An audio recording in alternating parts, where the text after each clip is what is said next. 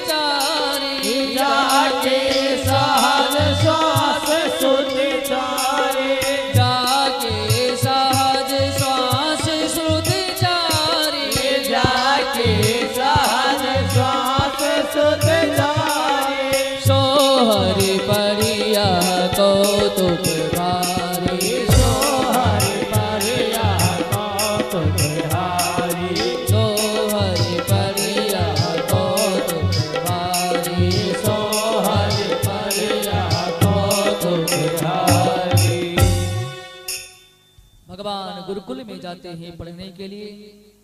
थोड़ी ही समय में शास्त्रों ने बताया, गुरुजनों से मैंने सुना कि 64 दिन में भगवान ने 64 कलाओं को पढ़ लिया,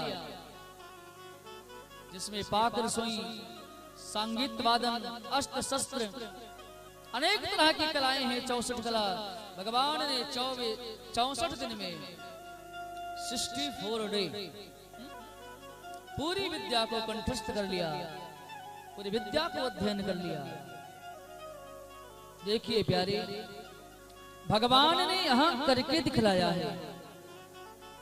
भगवान बताना चाहते हैं ना, यदि मैं ब्रह्म होकर के, परमात्मा होकर के, यदि मैं धरती पर आकर के शिक्षा अध्ययन करता हूँ, विद्या अध्ययन करता हूँ, तो हे जीव तुम भी शिक्षा को अध्ययन करो, तुम भी शिक्षा से विपरीत मत रहो।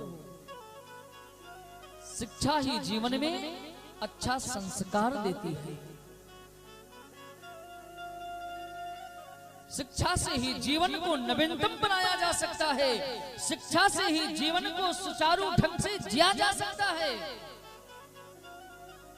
और प्यारे, जो माता पिता अपने बच्चों के शिक्षा पर ध्यान नहीं देते, शास्त्र उनको गाली भी देता है।